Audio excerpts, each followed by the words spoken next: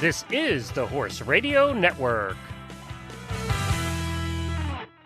This is episode 142 of Horsemanship Radio, brought to you by Omega Fields, the world's best omega-3 supplements for horses. Horsemanship Radio is a part of the family of the Horse Radio Network, and today we present you with Racing Future, the future of racing in the U.S. with Monty and Ada Gates.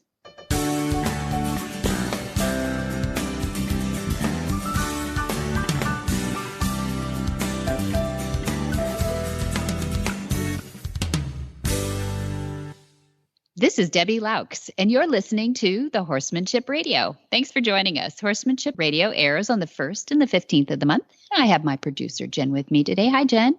Hello. How are you?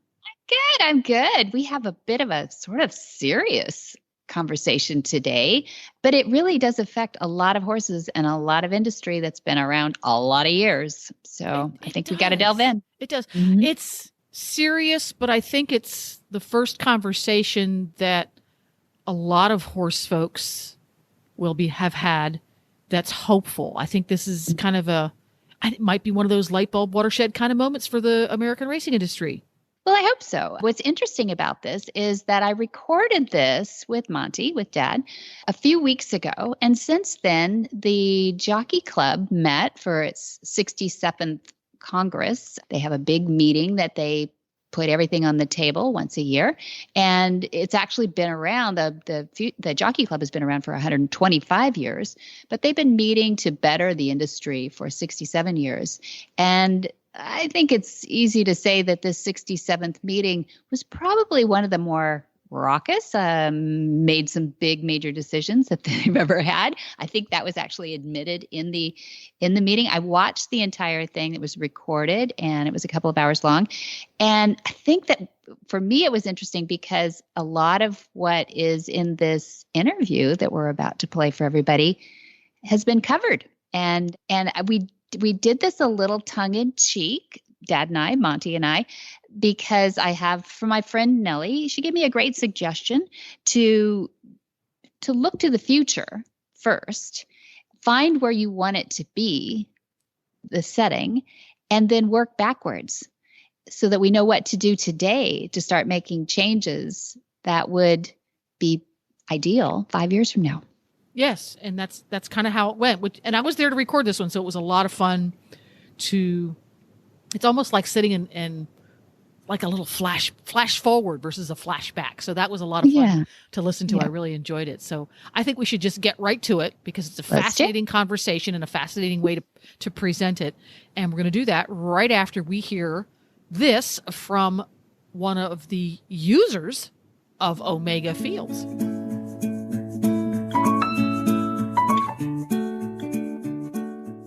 You're more than just a horse and rider. You're a team, and Omega Fields delivers the science and performance you need to hold up your end of the bargain. Omega Fields creates, discovers, and shares products that naturally bring the best out in the horses we love. Here's what Crystal Founds has to say about her experience with Omega Horseshine. When I began building my career as a trainer and professional horsewoman, I knew that only the best would do for the equines in my care. Over the years, I've spent countless hours researching to ensure that I'm recommending and utilizing the equine industry's most cutting-edge products. I look for tack, fly spray, supplements, etc. that are made with love and created with top-notch technology, quality, and whenever possible, sustainability. I raised my first foal in 2013 and adopted my first OTTB in 2014. Providing the best nutrition and finding what worked for them as individuals was quite the journey. After much trial and error and varying feeding routines, I discovered Omega Horseshine. I had tried multiple biotin products that had good reviews, but just didn't produce the results I was looking for. Within 30 days of being on Horseshine, I watched my geldings transform before my eyes. After 3 to 4 months, they were as shiny as dream horses. Their manes and tails grew longer, my thoroughbred became as beefy as I knew he could be, and to this day, he looks like a warm blood. They're able to maintain a barefoot lifestyle, even under work, handle adjustments in terrain and seasons, and show a healthy amount of hoof growth between farrier visits. I highly recommend Omega Horseshine and can't wait to try more Omega Fields products.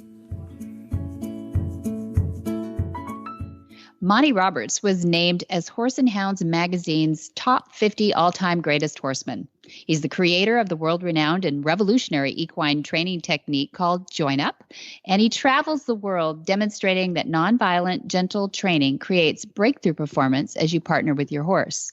Monty grew up on a working horse farm as a first-hand witness to traditional and often violent methods of horse training, the breaking of the spirit with an abusive hand. Rejecting that, he went on to win 11 World's Championships in the show ring. Today, Monty's goal is to share his message that violence is never the answer. Monty is credited with launching the first of its kind, Equus Online University, an interactive online lessons site that is the definitive learning tool for violence-free training.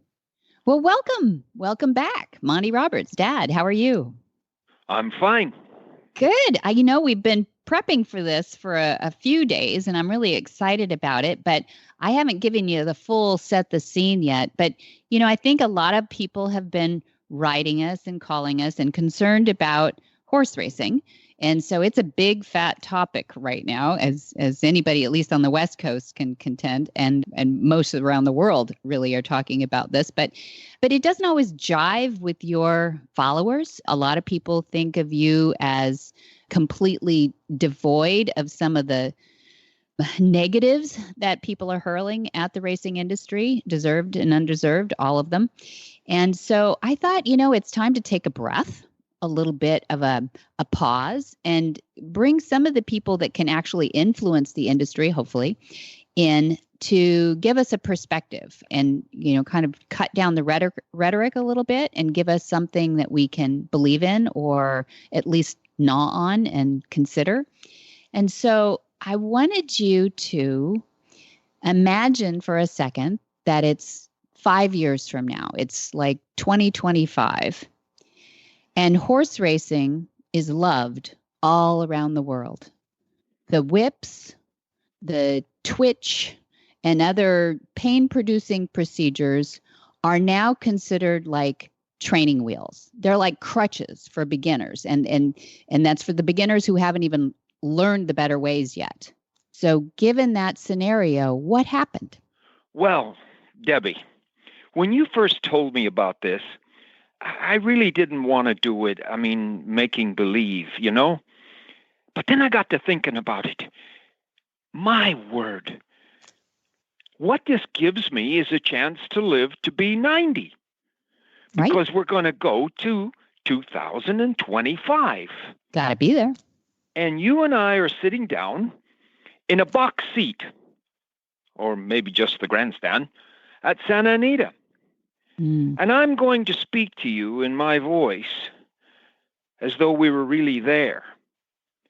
And I would like you to think about it, that the racing industry has come back, that we have seen the light, that we've done the things that we needed to do to bring racing back.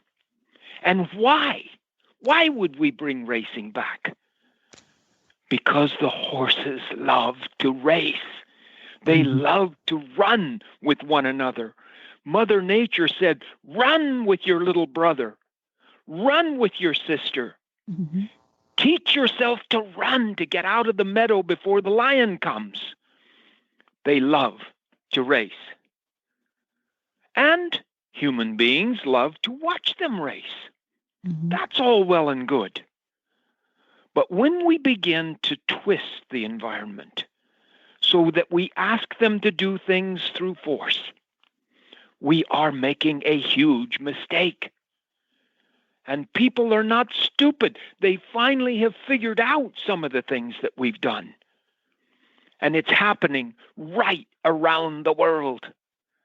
And how do I know these things? I'm 90, Debbie, now. That's right. And look at this grandstand. It's full of people. And the horses are out there. And have you noticed the jockeys aren't even carrying whips anymore? Debbie, look. Racing is back. It's incredibly exciting.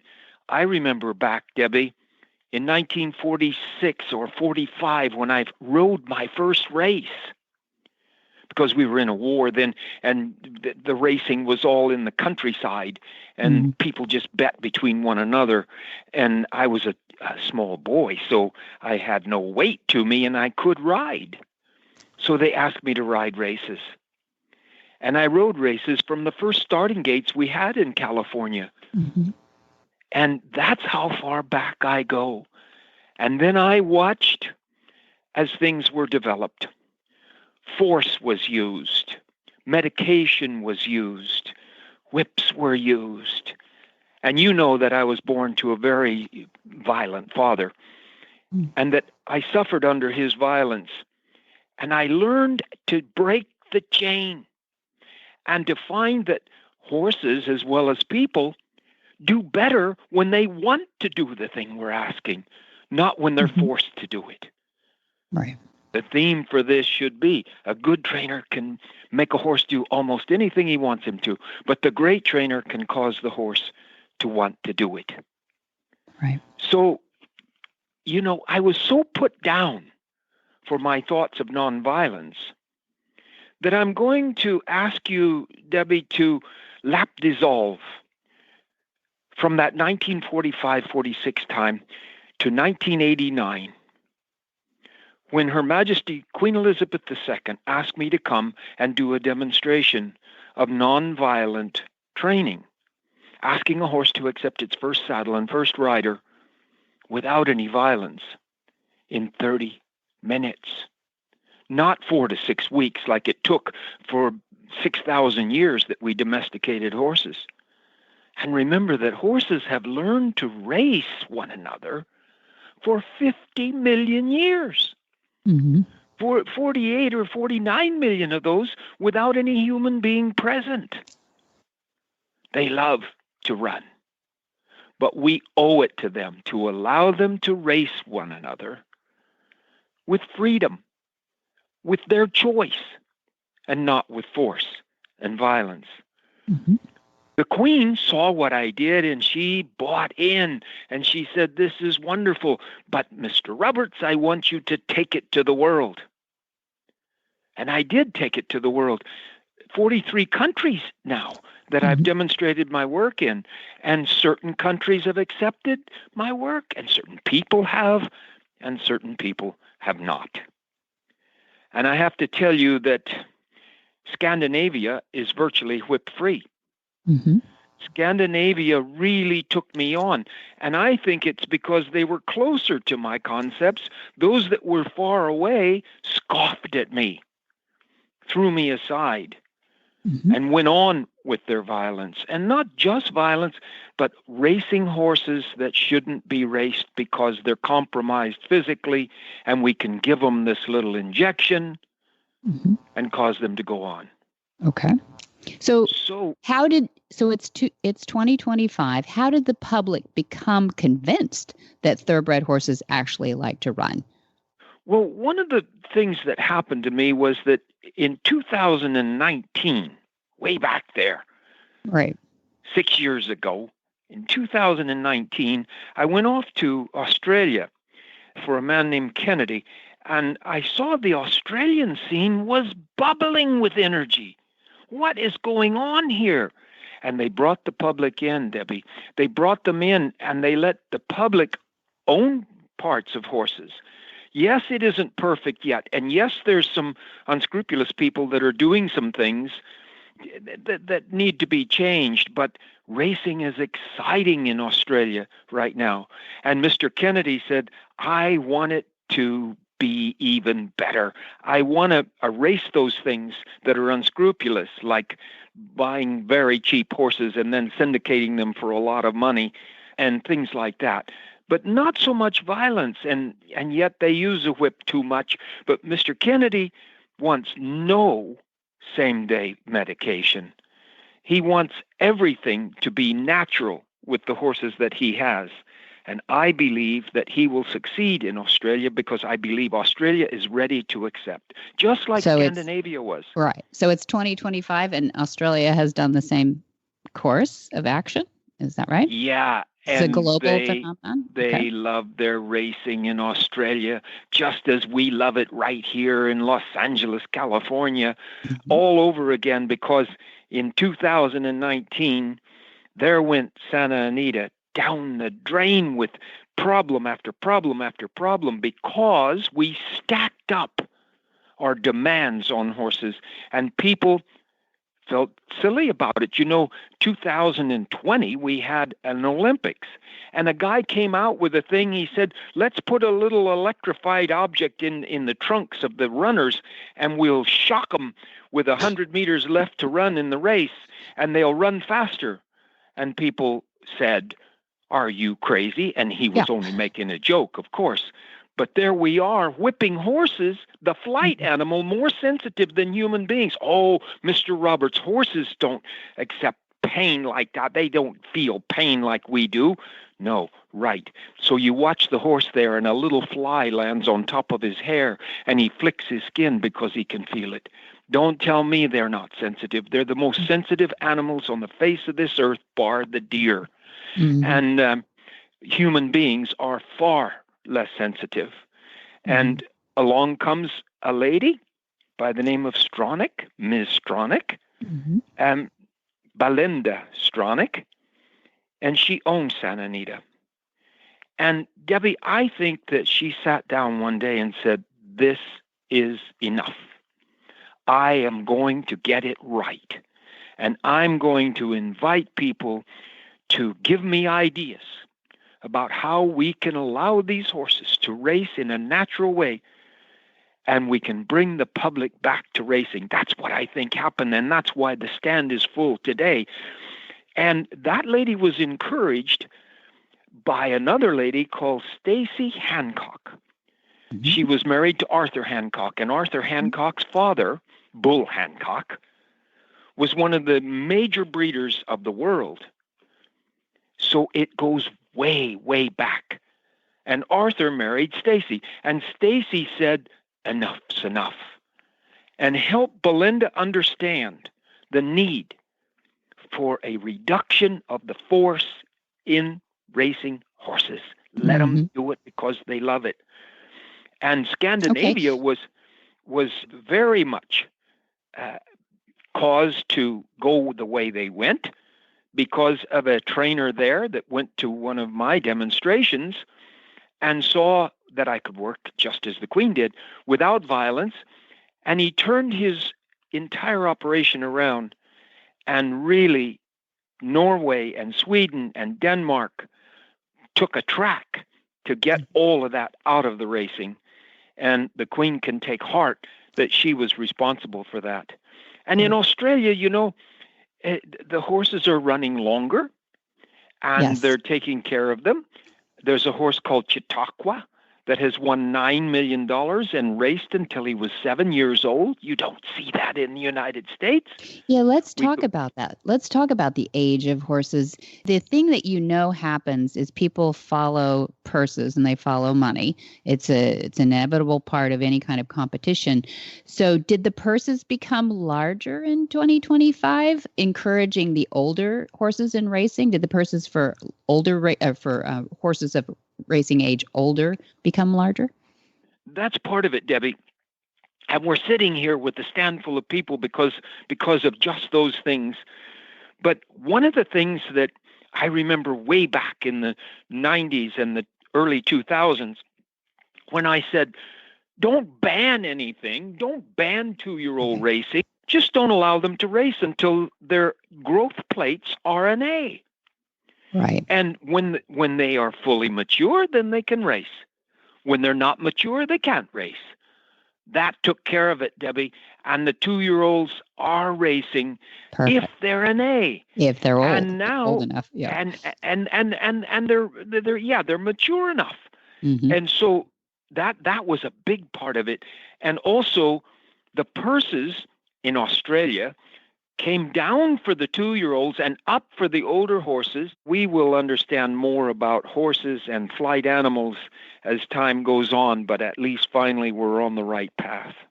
So one of the things that is sometimes difficult to watch is in the saddling paddock. I think, we can watch that on TV, but we can actually go to the races and see that it used to be that those horses would just be like kites on a string. You'd have a handler on each side and maybe a Tiffany, and they look like fire-breathing dragons that are ready to fly off at any moment. What happened to create a calm set of horses that are now in the saddling paddock?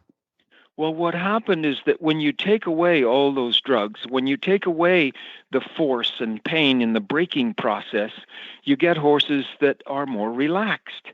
I just got a call recently, Debbie, from Australia saying that 99% of the horses in the program that I helped are lying down to sleep, while in fact 90% of the horses are thought to stand to sleep. But when they feel safe, they will lie down. And when they feel safe in the saddling paddock, they will walk in a relaxed way. But if they see the jockeys coming with all their whips, they get up on their toes.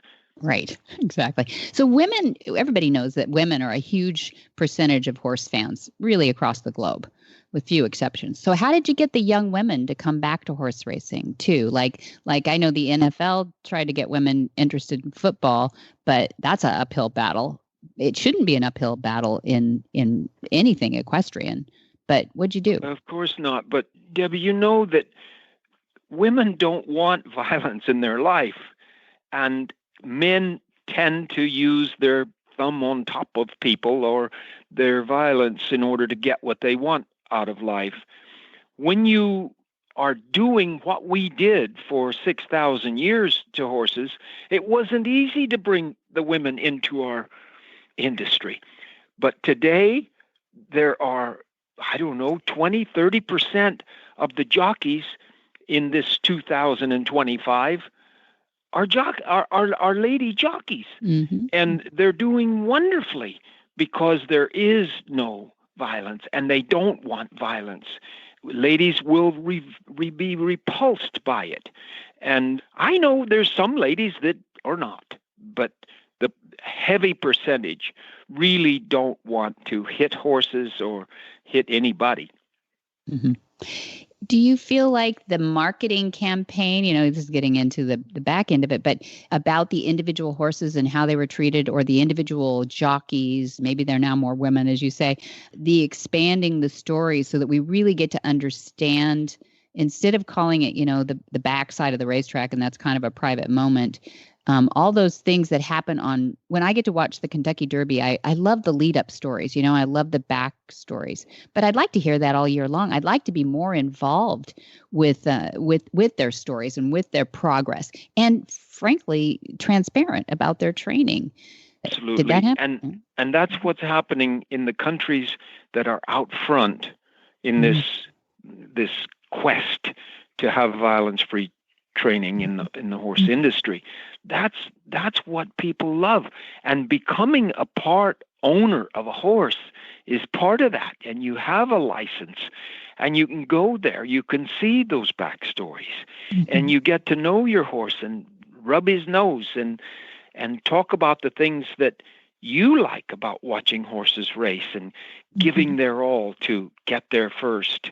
It's an exciting industry. And I'm seeing it now for the first time in my life, and I'm only too pleased to live to be 90 to see this, because back when I was 84, it looked like racing was going to be a thing of the past in California. Yeah. Yeah, it is pretty scary out there. One thing, taking on tradition, I know a lot of people say, oh my gosh, if you change anything now, that will diminish the accomplishments of the earlier greats like Secretariat. If you change, the qualifications and things like that it diminishes what they did. Do you think it will? That's just like saying we should all be driving Model T Fords. Okay. We should never get on an airplane. Never change anything. Yeah. Mm-hmm. Never change anything. And change is fine. We just need to change with some integrity, with a conscious effort to make it fair for everybody on the uplift. Breeding horses to go fast early has become too much of an effort. And that's when you put money up for the 2-year-old and no money up for the 4-year-old. You need to have that 4-year-old and 5-year-old able to earn plenty so that they have a chance to bring themselves up and get to that level of earning that you see in the champions. Mm-hmm. So some people are always going to say that we shouldn't compete with horses. What do you say to those people? I say to those people, that's fine. You hold that. All horses die then, because people can't afford to keep horses if we don't do something with them to bring them into a partnership with human beings. And why would you feed a horse just to stand around? I mean, there'll be a few people that just want a friend of a horse, but tens of thousands of horses would die if you start banning all of the things that we do with horses. We should make things better, not ban them. Mm-hmm. Sounds great. I'm happy to be in 2025 with the racing industry still flourishing. That's wonderful. Unless horses are breaking down because you've taken care of a lot of their health issues. Older is relative because you may have not worked them as young. There is a difference in opinion. That people think that we are being fairer to the horse. How much do you think we need to keep working to keep that maintained? Well, we need to keep working globally. And when I think back, in 1991, I was called to Germany to work with a horse called Lomitas for the Jacobs family. Vacha Jacobs was the founder of Jacobs Coffee, and he had money. And this horse was going to be put down because he was absolutely impossible at the starting stalls. And I showed them how to create a training program without violence, and the horse went on to be Horse of the Year. Mm-hmm. And Simon Stokes works for the grandson of Vacha Jacobs, Andreas Jacobs, and they are rewriting the record books all over Europe and South Africa with the production of their horses. It is unbelievable how well they're doing. And what we have to do is keep doing well without the use of violence and let the world see it. It will work. The Jacobs family are perfect examples of that. In fact, I bought a mare here in California for $30,000, which is not a big price. She had a foal inside of her, and she had one later called Silvano, and he's the leading sire now of South Africa for the Jacobs family, and is worth millions and millions of dollars, and his son is now taking over from him, and they're rewriting the record books. They finished first, second, and third in the Derby recently. So, I just give so much credit to those people who will be the names in the future that go down. Simon Stokes was a jump jockey. He rode steeplechase horses, and he learned my concepts and threw the whips away. And Simon Stokes, to me, is one of the leading horsemen of the world today. And he is revered by the Jacobs family, and he calls all the shots. And I go there every November to start the babies and to congratulate them on the success that they've been. We just have to keep making examples of what it is to create horses without violence. Well, that's really fun. Thank you for getting all that out there. I think this might be a fun exercise for other influencers in the racing industry who appreciate horses and want to be fair to horses. So I thank you for your opinion and getting us started off in this conversation. And Debbie, there's a lot of them out there. There are a lot of people out there that feel the way I do. But I know how they feel to come public with it, because the public will shoot you down. That is to say, the public within the industry, the traditional trainers will cut your throat. And that's starting now in 2025. That's starting to be a thing of the past. And what a dream it is for me to be able to sit here and see that.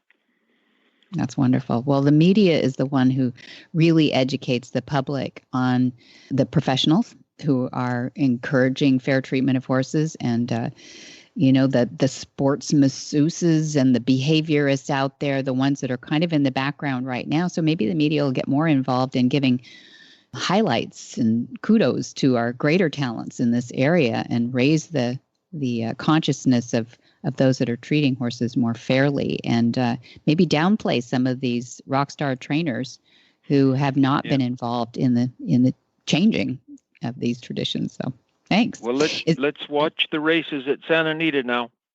Yeah, that's true. Anything else you want to say to those fans out there who were dying to hear your opinion?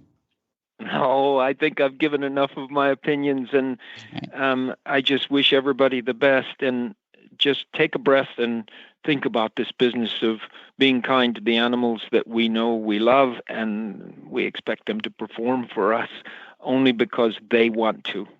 Mm-hmm. Thank you. Thank you for sharing that with us on Horsemanship Radio. You're welcome.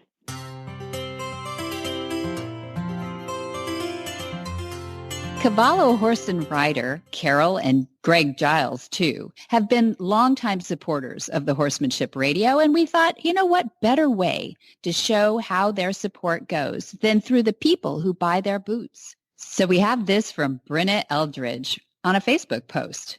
I could not be happier with my decision to transition my horse to barefoot and choosing Cavallo for his hoof protection. I always thought my horse just had bad feet and that he would always be lame barefoot until I realized that I was enabling that dependency. By allowing his feet to adapt back to the way that they were naturally intended, his feet have become strong and he now seems perfectly comfortable barefoot. With the added weight of a rider on rough terrain, I invested in my first pair of Cavallo boots. I went with the Trek boots, and they fit him perfectly. I was able to do anything that I could do in metal shoes, and I have no longer stress over him losing a metal shoe and damaging his hoof when removed. The Cavallo boots have provided him greater shock absorbencies when riding on hard ground, and so far, whether it be on trails or in the arena, he seems extremely comfortable in his boots. I do a variety of riding, including trails, gaming, and drill, and I'm excited to get into the gaming season to put truly those boots to test. I believe that in horsemanship, you have to pick methods that make the most sense to you. And for me, that is the naturality of barefoot and the protection of the Cavallo boots. Brenna.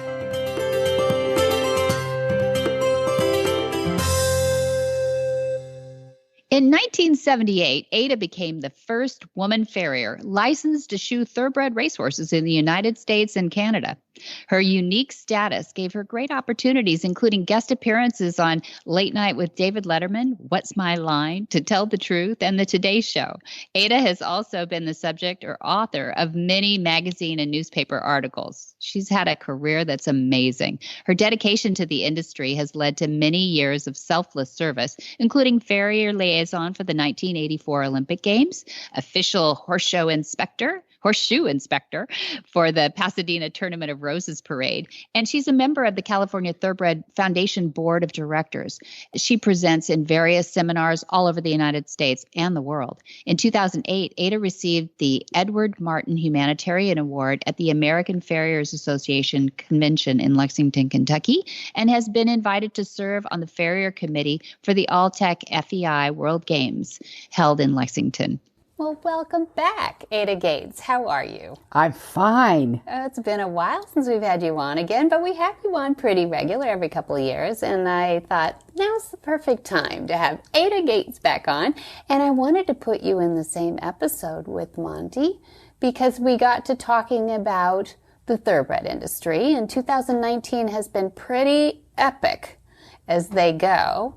And I know you're down there. You are, a Pasadena girl and have lived around the Santa Anita Park. Golly, how many years were you down by the Well, I first went there as a farrier in 1977. 77. So you have been a part of the fabric of Santa Anita Park and the thoroughbred racing industry, maybe from the hoof up, since the 70s, which is pretty incredible. Yeah. And I just thought it's time to hear from Ada. What's going on with the industry, Ada? Do you think it's salvageable? What are people saying that are in your circles? And we want to know. Well, I think that this last winter was tumultuous is not even the word to describe it. And the sadness of the loss of horses is even a greater sadness. And I think it was just a terrible moment of so much rain, much, much more rain than we've ever had. And we're in a hot, dry climate. And then all of a sudden you get this deluge, and this track is not Belmont. In Belmont, they get rain all the time, but they've got, 6 inches of sand on the top. That's why they call Belmont the Big Sandy. So all these tracks in other parts of the country can accommodate the kind of weather that we received unexpectedly this winter. And I think that it was they just were not able to handle it well. There was... So it's a footing issue. Really. The footing issue was terrible. And I think that everybody tried to do the best they could, but I think mistakes were made. And that track should not have been. Do they have it corrected now? Oh, absolutely. Okay. Absolutely. So, and I know that Belinda Stronach has gone on publicly to say that they want to do everything. Is there more that we could do, Ada? Well, I think it's great that Belinda Stronach and Santa Anita came forward and said, we're going to stop this. We're going to look at the drug issues. We're going to look at whips and drugs, and we're going to clean up whatever is perceived as abusive to horses. Whether it is or not is for the veterinarians and trainers to sort of come to a solution about. But the perception to the public is that it's not a good sport. But it's a high-action sport. All high-action sports have injuries. It's not uncommon for horses to break down, unfortunately. But I think more can be done. I know the breakdown rate has decreased immeasurably over the last 10 years. I've been looking at the stats like everybody else has, because it's in all the press now. But I just think, I really, I believe in God. I believe that everything is a blessing. And I'm sorry that there was a sacrifice of horses, but I think the blessing is to have a new, clean, honest look at racing. And, fix it or go away. Because the animal protection rights people are not going to stop standing at the gate of every racetrack in the country. Yeah, it keeps us honest. And I think the whole drug issue needs to be looked at. I've never believed in whipping a horse, ever. I believe that because of Monty Roberts and all the things that I've learned from him. And I can't speak about drugs, but I don't think it's fair for a trainer who's honest, who's running a clean horse on the horse's merit. I think no drugs, no whips. End of story. Then you're all on the same level playing field, and nobody has to have a magic crystal ball to figure out, does that guy have an unfair edge over me or not? I just think, forget it. Just clean it all up. The horse loves to run. He's going to run to his greatest ability, and the great trainers are going to train that horse to that horse's potential. And he'll do the rest. Let's talk about that. I don't know that everybody believes that horses love to run. Oh, that's so completely untrue. They love to run. Look at them in the wild. They just run for the heck of it. They're not running away. They're not running away? They're just running. Yeah. And thoroughbreds love to run. I see the babies in the field. Absolutely. They chase each other. Absolutely. They beat each other. It is in their blood. I know it's part of the survival system, but I don't think when they're 3 months running around after each other. Yeah. And I love the horse that dumps his rider at the gate and then runs on to win. Yes. Those are my favorites. A weight preference there. But so that's another thing is the gates. When you see horses refuse at the gates, some people will say, well, maybe that's telling us that they don't love to run. Do you think that's true? No, Monty can answer that question much better than I can. Horses don't want to go in the gate because it's not because they don't want to run. It's because the gate scares them. Or maybe they're feeling an injury that a drug is masking. And they know that they're not ready to go because there's something bothering them. That's interesting. Yeah. And that's just their instinct. Yeah. They know that they don't want to do that. But I don't think it's because they don't want to run. They want to run, but they want to run when they're healthy and fit. They don't want to get hurt either. They don't want to get hurt. Huge aversion to pain. These animals, of course. Which is great. So let's go back to that stat that you said you've watched over the last 10 years that the catastrophic injuries and stuff have come down. Do you know what has changed, or have we just been on a good cycle? I can't answer that, Debbie. I don't know why, but I think it's a wonderful thing, and I'm sure it's the veterinarian associations and the managements and the trainers all kind of moving together. That's good. To create a better event, a better sport for the horse. A better trip around that track. Huh? Yeah. Yeah. So when you go to the back, do you get to the backside? Oh yeah, I go all right? the time. Yeah. I go all the time. What's the vibe? Is there like we need to be collaborative, or is there like circle the wagons? I think that the energy on the backstretch in the stables is still the way it always has been. You've got dedicated people working long, hard hours at complete servitude to the horse. They love these horses. These horses get care like I don't see in any other arena. I mean, I don't see the kind of care that racehorses get. For me, is superior to other events that horses do. And I've been in show horse barns and dressage and 3-day event and Olympic horses. Yes, they get fabulous care. But I think the racehorse gets the top care of any horse I've ever seen. In their nutrition, in their exercise regimen, in the care of their legs, feet. I think the best farriers I've ever seen are right here at Santa Anita and Del Mar in Southern California, Northern California.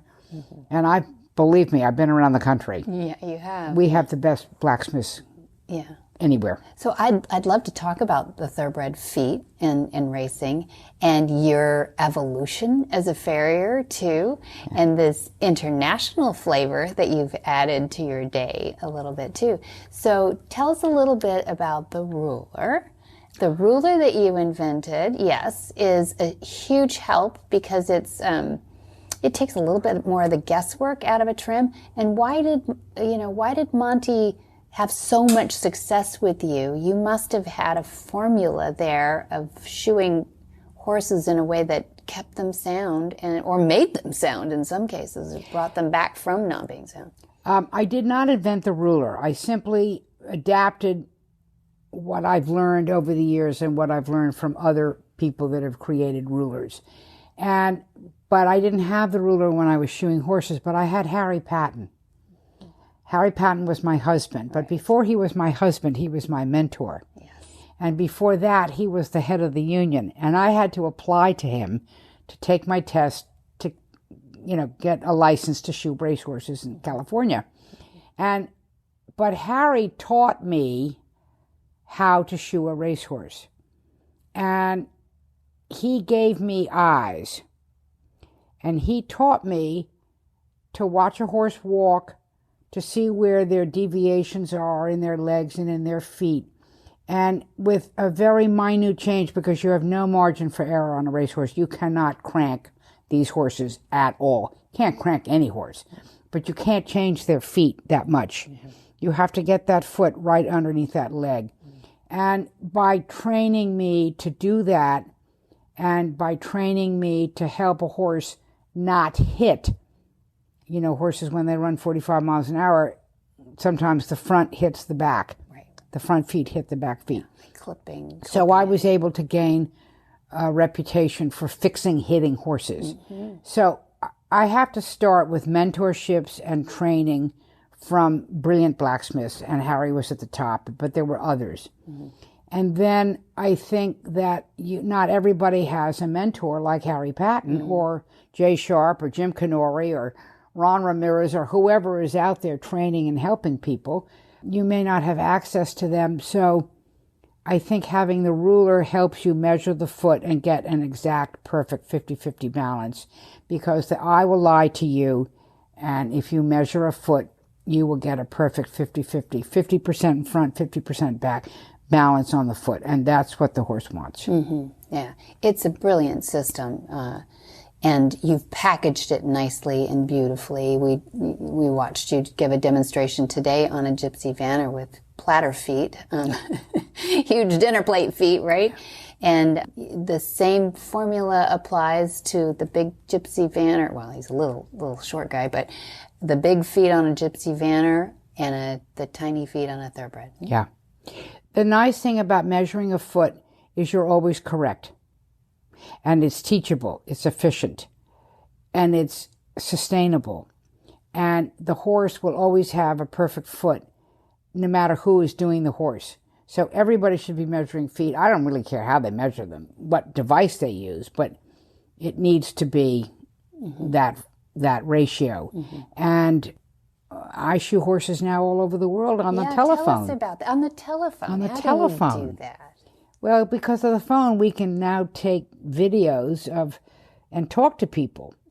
And so I'll have somebody in Brazil with the ruler, and you got the horseshoer, and you got the translator, and you got somebody holding the telephone, and I'm sitting in my bed in my nightie at 3 a.m. in the morning. I don't care, and I'm talking to the horseshoer in Brazil, and he's got the ruler, and I'm telling him how to use it, and you have a lame horse, and 45 minutes later you have a sound horse.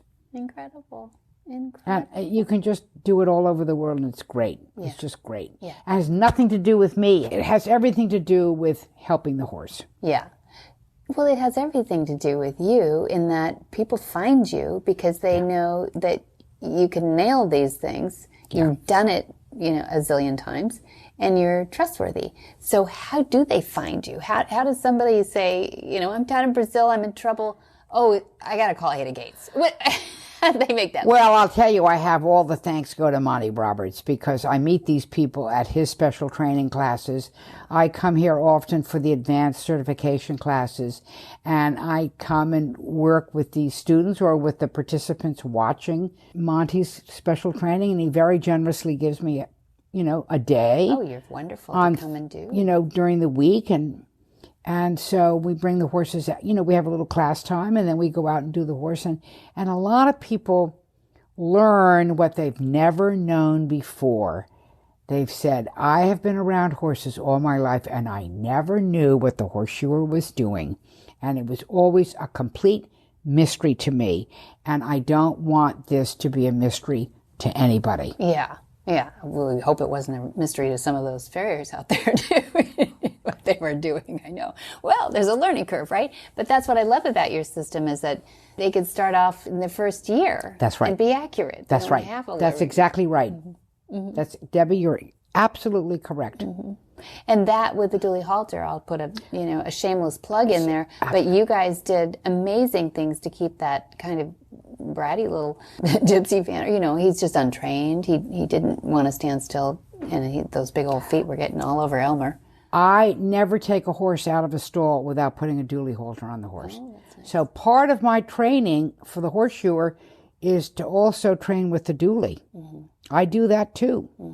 And they I do appreciate it, don't they? Well, they do, and the horseshoer appreciates it. Yeah. You can't have a horse be properly done if they're not standing well. This is what causes the impatience in a farrier, right? I mean, and I don't blame him. He's got a lot more horses to do the rest of the day for other clients, and and this is how accidents happen sometimes. Well, you guys did a lovely job on Elmer did an amazing job. Yes, he did. He always says he's a very, very good farrier. Yeah. Elmer Jones. Elmer Jones, yeah. So how do people get a hold of you, Ada? Well, they can find me they could probably, I don't know, how do they find me? They can call me, 626-327-3650. You're lovely. My cell, text. My email is adagates1, that's Ada Gates and the number 1, @gmail.com. They can find the ruler on Monty's website under, I think it's tack or accessories. That's right, yeah. Accessories. They can find it at harrypatton.com. That's my blacksmith shop. We keep it in stock all the time. Of course, we manufacture it. Right. And the price is $35. There you go. It's very inexpensive. Yeah. Yeah, no. And it's, it really gets the job done. Anybody can have it. An owner, a trainer, a shoer, a veterinarian. You can all be on the same page together. Yeah, absolutely. No matter what country you're in. That's right. Amazing. Are you going to start to make multiple language instructions? I'm working on it now. We did a film today in Portuguese. That's true, you did. Thanks to you. Yeah. And Miguel Lupiano and Elmer was here and Monty helped because we had a horse that was a little fractious. And the whole thing was in Portuguese. Love it. Good. Love it. We can't speak it, but we love it. No, right? but they'll know it. Yeah, they'll know it. Thank you, Ada. I appreciate Thank you, being Debbie. here with me today. And, go Santa Anita, go racing. Yeah. Clean up our act. Let's keep it alive, eh? I think so. It's too great a sport. And the horses love it. And I just think it's wonderful. And I think you're right. I think in a few years we'll find the grandstands filled to the hilt. Yeah. And we will have made those changes. That's right. Thanks, Ada. Thank you, Debbie. My honor and my pleasure. Whisper the language of the herd. Listen, you don't have to say a word. It's time for Jamie Jennings to fetch an email from Monty Roberts' inbox and share a morsel of Monty's wisdom in a little segment we like to call Ask Monty. Leave this world a better place than mine. The magic in the language of the herd. Dear Monty, why do you do your join-up demonstrations using an English saddle and never a Western? Is that why lots of cowboys think join-up is for dressage queens? Monty's answer. There are many reasons why the saddle that I choose to use for my demonstrations has evolved to its present form. It is not an English saddle. It is not a military saddle. It is not a Western saddle. It is a modified exercise saddle of the kind used on most thoroughbred racehorses for morning workouts. The saddle I've chosen has practically no tree at all. As you might imagine, I travel the world doing my demonstrations. I deal with horses of all sizes and shapes, and if I had a full tree in the saddle, it would be virtually impossible to cause it to fit the wide array of horses that I work with. I buy these exercise saddles from a company that provides them for the racing industry. Once the saddle is in my possession, I then take it to one of the saddlers who have been trained to make the modifications I've designed. The first thing they do is replace the billet straps, those straps that the girth connects to on each side of the saddle. They attach billets about 3 times the length of the original ones. This allows me to use a very short girth, which will fit a tiny horse or pony when it's taken up on top on both sides. If the girth is attached to the longest notches, then it will fit even a big draft horse. I use a soft girth with elastic on the offside connection. While the saddler is replacing the billets, he builds into the front of the saddle a special handhold similar to the one you might see on a bareback bronc rigging. This allows my riders to remain in the saddle even through sessions of bucking. D-rings are attached to 3 strategic locations. One is at the extreme rear portion of the saddle, and 2 more are placed in the front of the saddle about 8 inches or so from the pommel. The rear one is part of the attachment for the mannequin rider that I use on horses that want to buck. The 2 in the front will allow me to attach a breast collar so that the saddle can't slide back. It is true that my riders can feel the horse and use leg aids that are more difficult to achieve with a Western saddle, but the primary reason why I use this type of saddle is that it is light in weight. If I traveled the world with a Western saddle, the airlines would be levying thousands of dollars of overweight charges. The inconvenience of the size would also be a factor, and as I have already mentioned, fitting all the horses I deal with would be virtually impossible.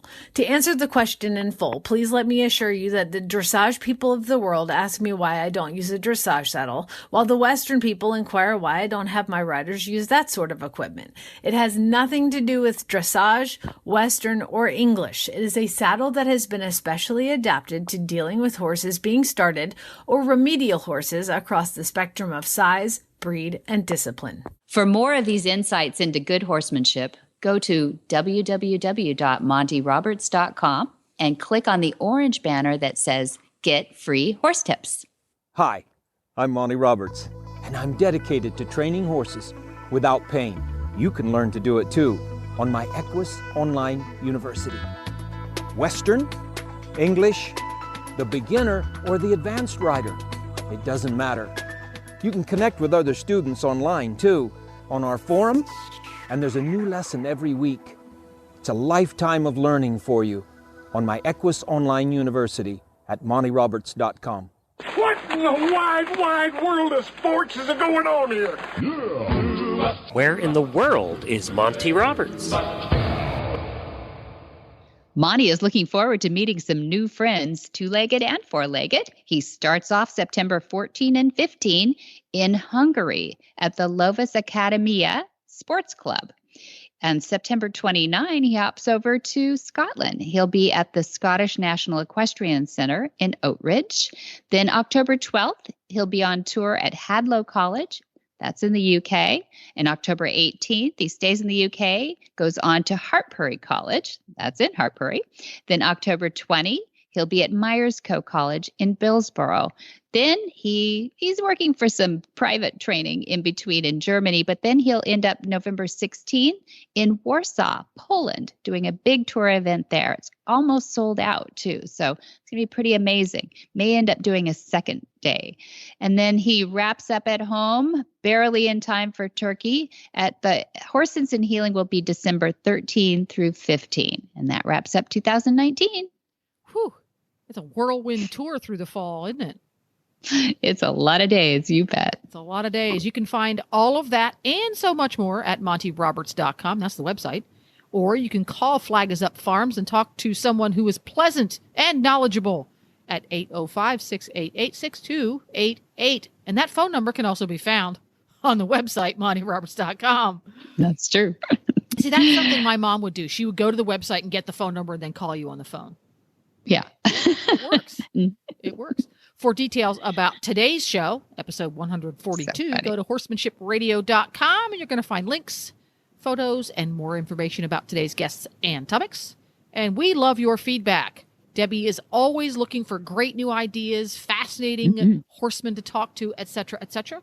And you can let Debbie know about that sort of stuff on Monty's Facebook page, which is Monty Roberts.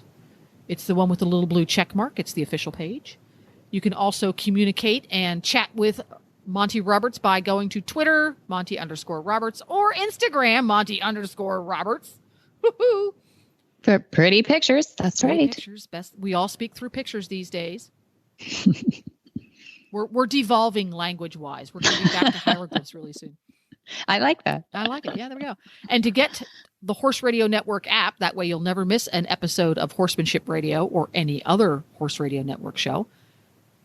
Take your phone, go to your app store, search Horse Radio Network, and download it today. It's free and easy to use. Help your friends who are a little bit less tech-savvy do it. Or if you're the less tech-savvy person, go find a 9-year-old. They'll know how to do it.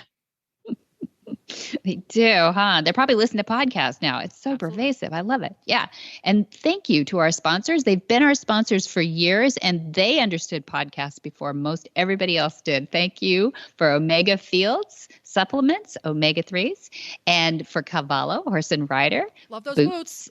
Oh, boots are the thing. Their Velcro would pull trailers. It's amazing. And MontyRobertsUniversity.com. He is the reason for being. Be sure to visit all the other great shows, too, on the Horse Radio Network at www.horseradionetwork.com. Until next time, have many happy horse hours.